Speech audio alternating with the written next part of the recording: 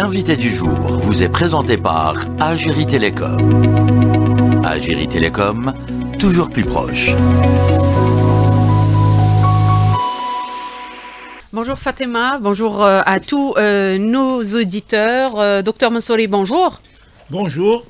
Merci d'avoir répondu à notre invitation. L'utilisation des armes chimiques par la France coloniale en Algérie, de nouveaux témoignages ont été révélés dans le documentaire de la chaîne suisse RTS diffusé hier par la télévision nationale. Des faits avérés, des témoignages qui s'ajoutent aux nombreux témoignages déjà existants.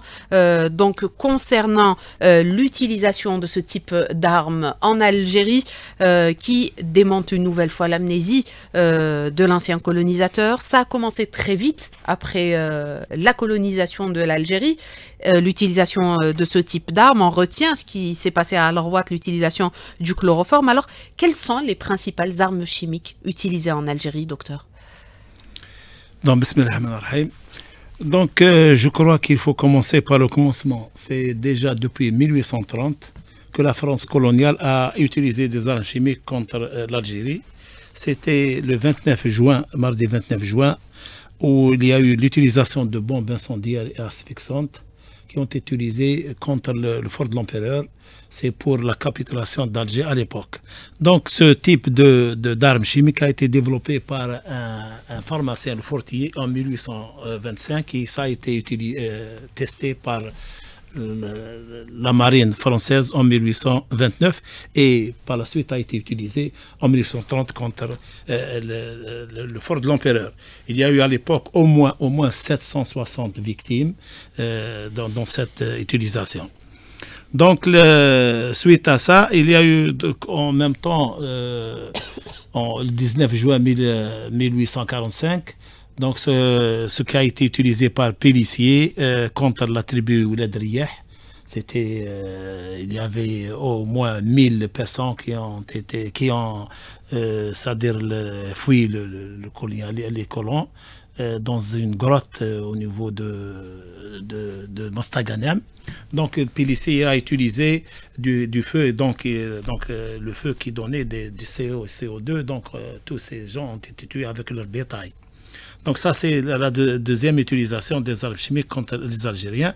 Et à cette époque-là, Pélissier qui disait « j'ai grillé les Arabes avec du sang-froid ». Donc c'est des vandales, c'est des gens qui n'ont aucun sentiment humanitaire. Donc ils ont utilisé tous les moyens contre les Algériens. Donc c'est des génocides répétés. Par la suite, c'est en 1852, le 4 décembre 1852, donc il y a eu c'est-à-dire pour l'envahissement de l'Rouat, donc il y a eu le 21 novembre 1852, donc on a utilisé 6000 soldats, donc il y avait quelques généraux, Pélissier, Bouskaren, Pain et Youssef, qui ont encerclé l'Rouat, et le 4 décembre, il y a eu l'assaut. Et dans cet assaut, il y a eu l'utilisation du chloroforme, malheureusement. Pour la première fois? Pour la première fois. Donc, le chloroforme, pour votre information, c'est un anesthésant qui a été découvert en 1841 par les USA, la France et l'Angleterre. Donc, cette utilisation a donné 3786 victimes algérienne de l'Rouat sur 4200 que comptait le Rouat à l'époque. Et le plus grave dans tout ça, c'est qu'il y a eu 42, on a pris 42 résistants qu'on a mis dans des sacs, qu'on a fermés, qu'on les a brûlés vifs. Donc ça, c'est des témoignages des Français eux-mêmes. Et par la suite, donc on continue chronologiquement sur les armes chimiques en Algérie. Donc en 1930, il y a eu le projet des essais chimiques de la France en Algérie. Et la première fois, ça a été à Chegga, c'est du côté de Tougourt, donc en 1931-32, donc il y a eu les premiers essais. Et puis, ces essais-là ont été évacués vers un autre lieu, c'est au niveau de Bni Wenif, au niveau de Oued Namous. Donc, il y a eu les essais des chimiques et biologiques. Donc, c'est un polygone très vaste. C'est le deuxième dans le monde, ou même peut-être le premier après l'URSS. C'est un polygone de 100 km sur 60, donc 6000 km², où il y a eu l'utilisation et les essais de tous les armes chimiques qu'on peut imaginer. Donc à cette époque, il y a eu même la présence de certains pays, entre autres l'Angleterre, les États-Unis, la Hollande, la Belgique et même Israël. Donc, et même l'OTAN, il a fait des manœuvres sur les armes chimiques au niveau de ce polygone, c'est-à-dire on a essayé de nouvelles armes chimiques, d'échanger les expériences entre la France et ces pays-là. Alors, des effets donc catastrophiques engendrés des milliers de victimes, déjà engendrés par l'usage successif donc de la poudre chimique, le chloroforme, les gaz toxiques dont le gaz sarin qui a été utilisé en Algérie. Par la suite, les bombes au napalm, le nucléaire, les agents asphyxiants, vous en avez cité quelques-uns. Est-ce que les séquelles persistent, docteur Mansouri, comme pour le nucléaire? Est-ce que pour les autres armes chimiques, les séquelles persistent?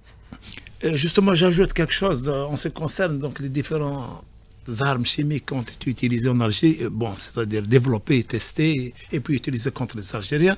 Je parle du gaz sarin, qui a des effets sur le système nerveux.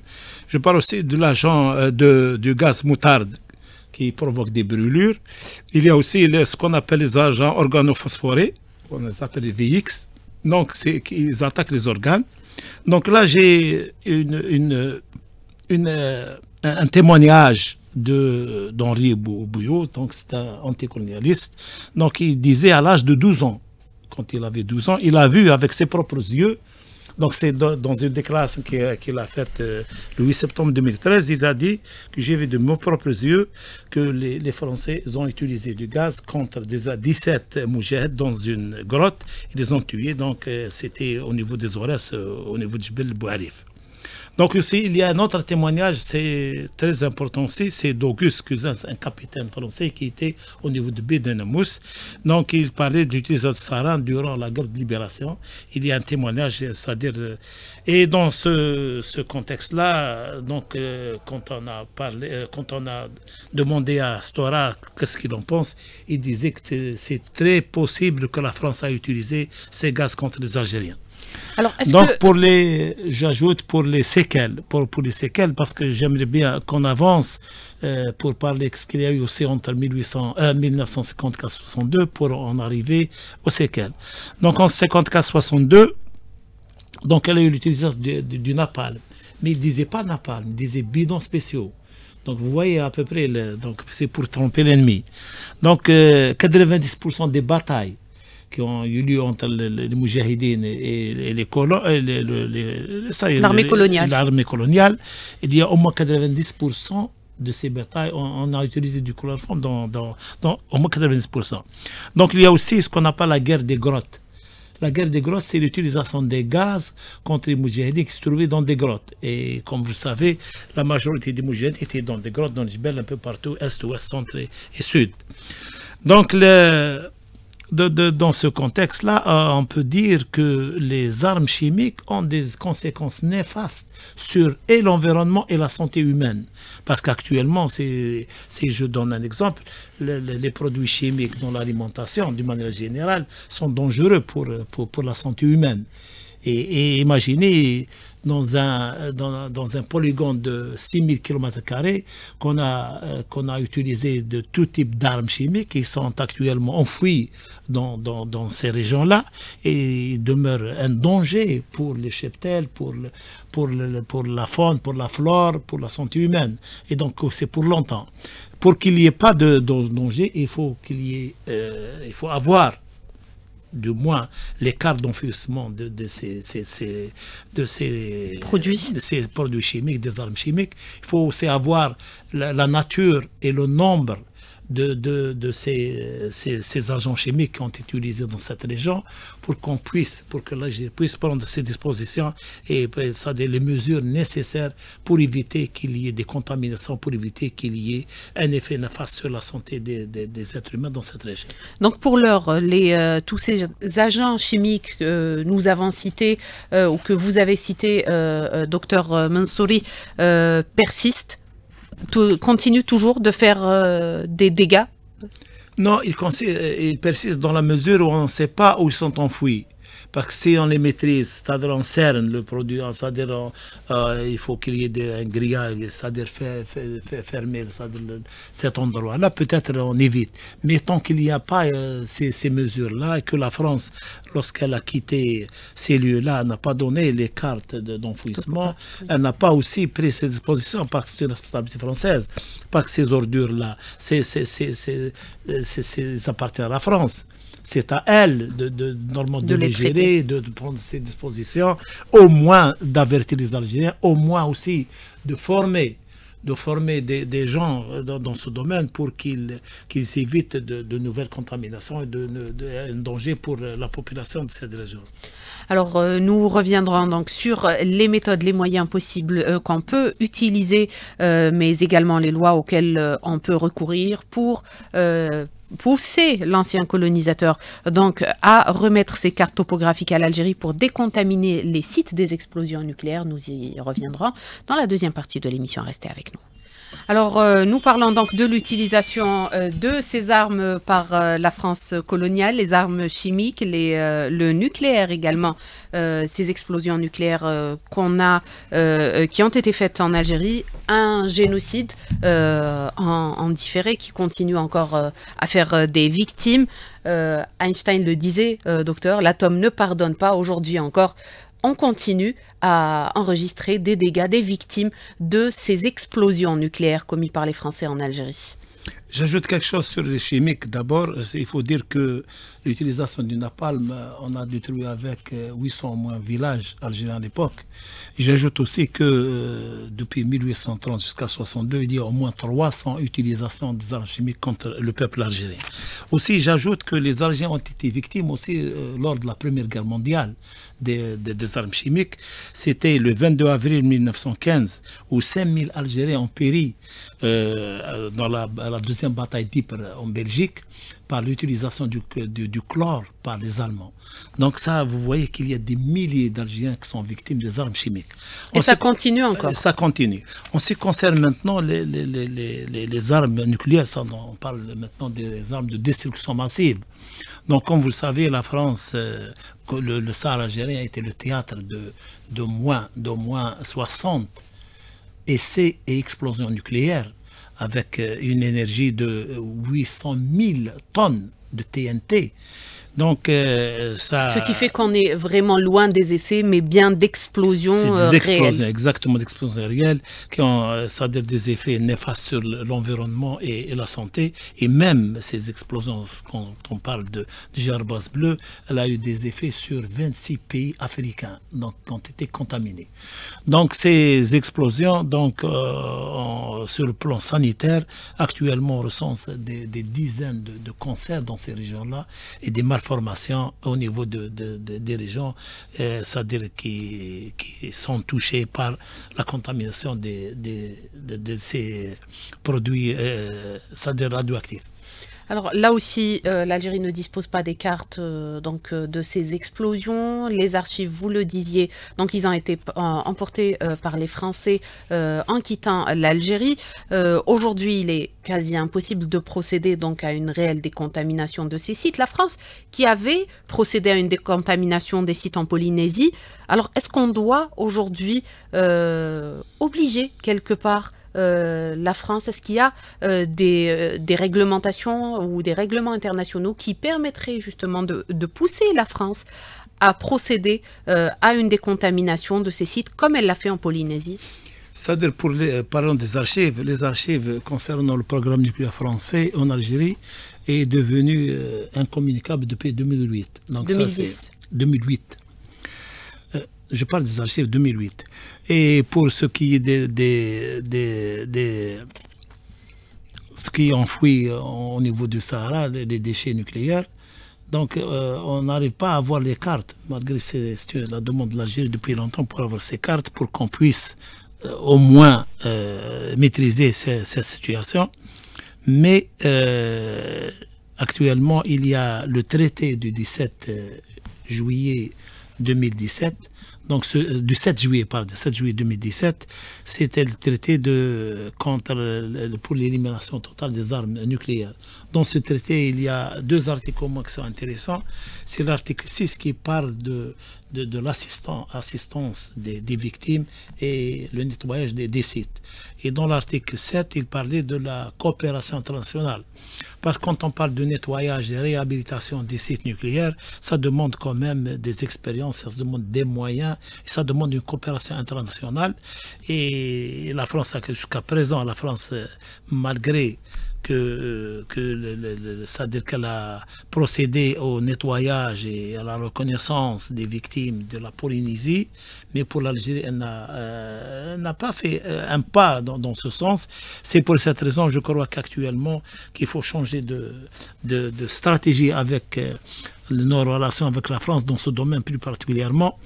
Donc il faut demander carrément à ce que la France prenne ses déchets. Parce que les déchets, c'est des déchets français. Il ne faut pas que l'arme soit française et les déchets algériens.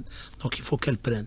En cas où la France, c'est-à-dire ne pourrait pas prendre ces déchets pour les mettre au niveau du sol français, donc il faut demander, il faut exiger même une assurance risque pour ces déchets-là, et donc ça doit être versé à la trésorerie algérienne annuellement. C'est c'est-à-dire pour pallier à tout accident contre l'environnement ou contre la population de ces régions-là. Donc je crois même dans le cas de droit international humanitaire que l'Algérie est en position de force pour demander, parce qu'on a été trahi par la France lors des accords d'Évian. Il parlait de... Juste, excusez-moi, docteur, pour revenir sur cette question de décontamination, vous citez donc une réglementation qui permettrait donc à l'Algérie, un traité, oui, qui permettrait donc à l'Algérie d'obliger quelque part l'ancien colonisateur à faire un pas concernant la décontamination de ces sites. Est-ce qu'il y a des mécanismes internationaux qui permettraient justement de concrétiser cela? Les mécanismes, à mon avis, il y a l'expérience d'autres pays. Parce que si je prends le cas de l'Angleterre avec l'Australie, donc il y a eu une décontamination, il y a eu une reconnaissance, etc. Si je prends le cas des îles Marshall avec les USA, etc. Donc il faut voir dans ces expériences-là, et c'est pour cette raison que j'ai parlé de la coopération internationale. Donc il faut profiter de ce traité pour c'est-à-dire profiter de l'expérience des autres pays dans ce domaine-là. Et même l'expérience de la France avec la Polynésie. Est-ce qu'aujourd'hui, il y a un travail qui se fait entre les chercheurs, les différents défenseurs des droits de l'homme en Algérie pour justement constituer un dossier solide qui permettrait de responsabiliser la France, de leur rappeler les massacres qu'ils ont commis en Algérie et de les inciter à faire ce pas pour la décontamination et pour au moins remettre les cartes topographiques à l'Algérie et les archives liées à toute l'utilisation des armes chimiques, nucléaires et même biologiques. Effectivement, les armes de destruction massive, c'est pas une mince affaire. Et c'est des dossiers où pas mal de départements ministériels qui sont concernés.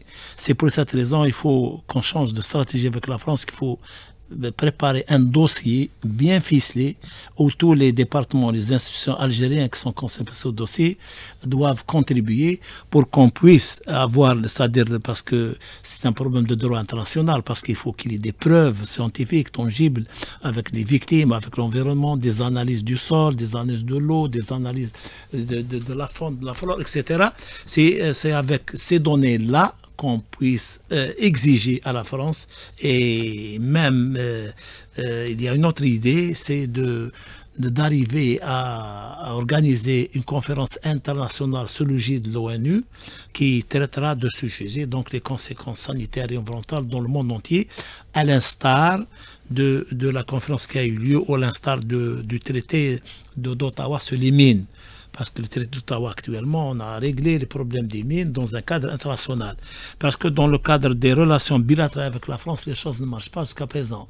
C'est pour cette raison qu'il faut aller vers un niveau supérieur au niveau des Nations Unies. Et justement, vous dites qu'aujourd'hui, dans le cadre des accords bilatéraux avec la France, ça n'avance pas forcément. La France qui a même voté une loi donc, qui a rendu les archives concernant les explosions nucléaires incommunicables. Voilà. Est-ce qu'il y a là-dessus des mécanismes qu'on peut utiliser ou qui est-ce qui pourrait intervenir pour permettre de lever ce verrou?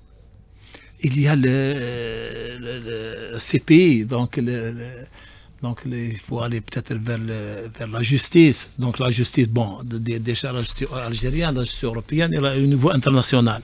Parce que on est quand même dans un monde organisé, on est dans des nations qui sont organisées, qui sont respectables. Il y a des lois, il y a des trucs. Donc l'Algérie doit, dans ce cadre-là, c'est-à-dire on essaye, comme j'ai dit, au niveau des Nations Unies, c'est sa règle, sinon on va vers la justice. Et je crois que vers la justice, l'Algérie a des dossiers bien ficelés pour qu'on puisse défendre et les victimes et l'environnement.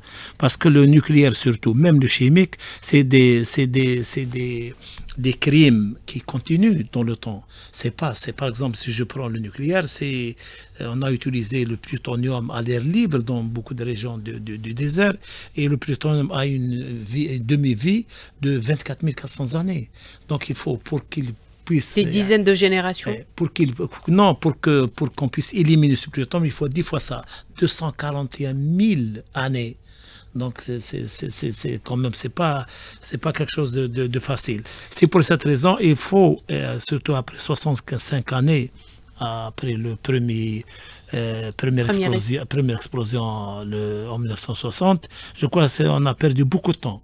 Et entre-temps, entre 67 surtout, lorsque la France a rendu ses sites, soit chimiques ou nucléaires à l'Algérie, depuis cette date-là, jusqu'à ce jour, il y a eu beaucoup de victimes qui sont liées beaucoup plus à la négligence de la France qui a laissé beaucoup de choses sur le sol et que les gens ont utilisé des choses contaminées, et donc ça a augmenté le nombre de victimes.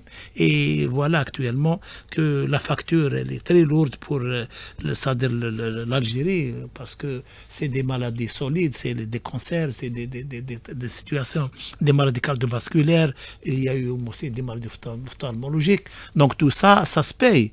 Et c'est pour cette raison il faut qu'on fasse de l'année 2025 l'année pour régler définitivement ce litige avec la France. Merci, docteur. On arrive à la fin de notre émission. Merci à vous d'avoir répondu à toutes nos questions. Je rappelle que nous avions avec nous ce matin docteur Ammar Mansouri, chercheur en génie nucléaire. Merci à vous de nous avoir prêté attention. Bon week-end à toutes et à tous et à dimanche.